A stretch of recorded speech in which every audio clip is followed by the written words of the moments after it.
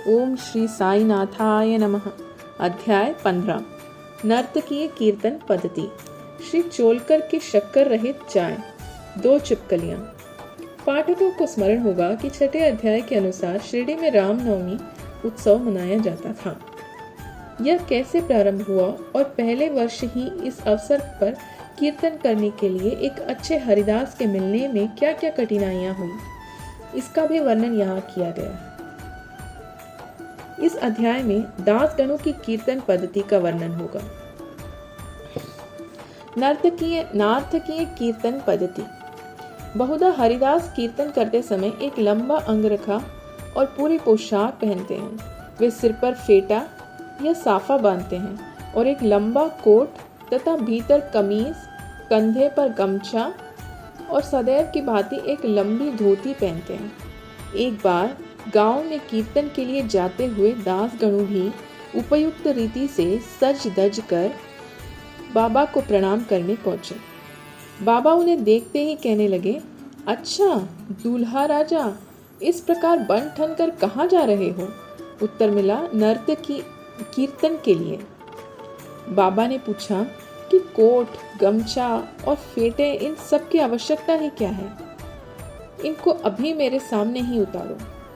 इस शरीर पर इन्हें धारण करने की कोई आवश्यकता नहीं है। दासगणों ने इन वस्त्रों को कभी नहीं पहना। वे सदैव कमर से ऊपर अंग खुले रखकर हाथ में करताल और गले में हार पहनकर ही कीर्तन करते थे। यह पद्धति यद्यपि हरिदासों द्वारा अपनाई गई पद्धति के अनुरूप नहीं है, परंतु फिर भी शुद्ध और पवित्र है। कीर्तन पद्धति के जन्मदाता नारद मुनि कठी से ऊपर सिर तक कोई वस्त्र धारण नहीं करते थे। वे एक हाथ में वीणा लेकर हरि कीर्तन करते हुए त्रिलोक में घूमते थे। श्री चोलकर की शक्कर रहित चाय।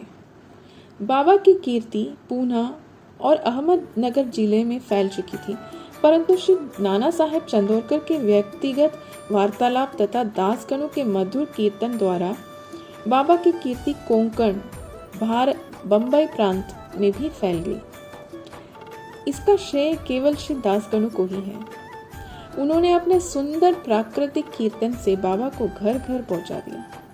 श्रोताओं की रुचि प्राय भिन्न भिन्न प्रकार की होती है। किसी को हरिदासों की विद्वता, किसी को भाव, किसी को गायन, तो किसी को चुटकुले तथा किसी को वेदांत विवेचन और किसी को उनकी मुख्य कथा रुचिकर प्रतीत होती है। परंतु ऐसे बिरले ही हैं जिनके हृदय में संत कथा या कीर्तन सुनकर श्रद्धा और प्रेम उमड़ता हो। श्री दास गणों का कीर्तन श्रोताओं के हृदय पर स्थायी प्रभाव डालता था। एक ऐसी घटना नीचे दी है। एक समय ठाणे के श्री कौपिनेश्वर मंदिर में श्री दास गणों कीर्तन में श्री साई बाबा का गुणगान कर रहे थे। श्रोताओं में एक चोलकर नामक व्यक्ति, जो ठाणे के दीवानी न्यायालय में एक अस्थायी कर्मचारी था, भी वहां उपस्थित था। दासगणों का कीर्तन सुनकर वह बहुत प्रभावित हुआ और मन ही मन बाबा को नमन कर प्रार्थना करने लगा कि हे बाबा, मैं एक निर्धन व्यक्ति हूँ और अपने कुटुंब का भरण पोषण भी भलीभांति करने में असमर्थ हूँ। यदि मैं आपकी कृपा से विभागीय परीक्षा में उत्तीर्ण हो गया तो आपके श्री चरणों में उपस्थित होकर आपके निमित्त मिश्री का प्रसाद बांटूंगा। भाग्य ने पलटा खाया और चोलकर परीक्षा में उत्तीर्ण हो गया। उसकी नौकरी भी स्थायी हो गई। अब केवल संकल्प ही शेष रहा।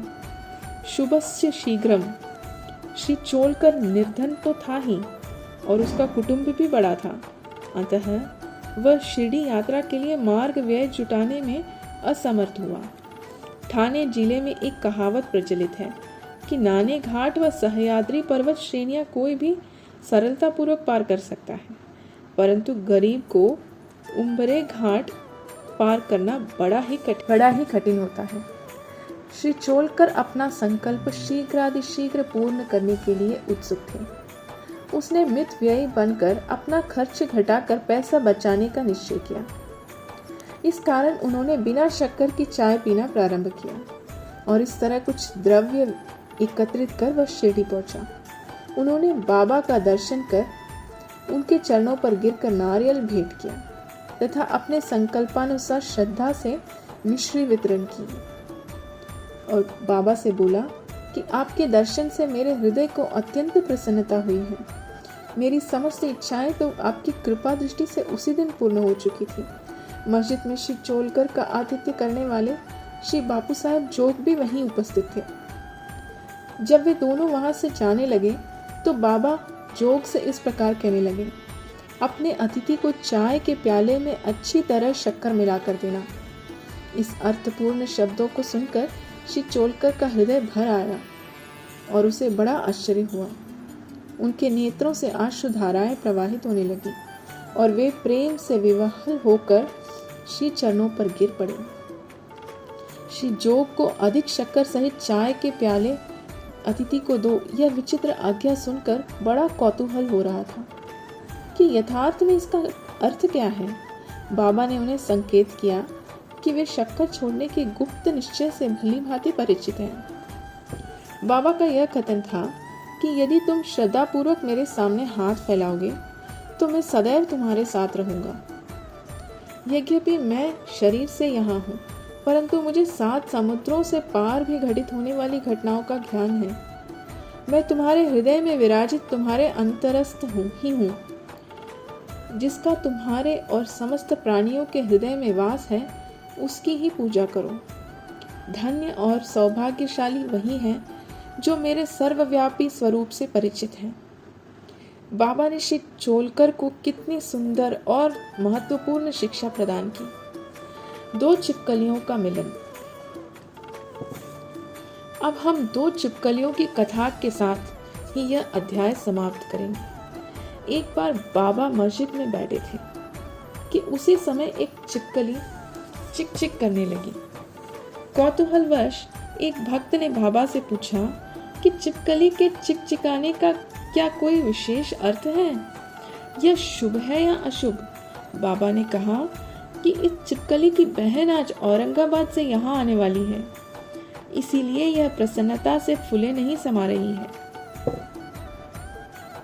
वह भक्त बाबा के शब्दों का अर्थ न समझ सका, इसीलिए वह चुपचाप वहीं बैठा रहा। इसी समय औरंगाबाद से एक आदमी घोड़े पर बाबा के दर्शनार्थ आया। वह तो आगे जाना चाहता था, परंतु घोड़ा अधिक भूखा होने के कारण बढ़ता ही ना था।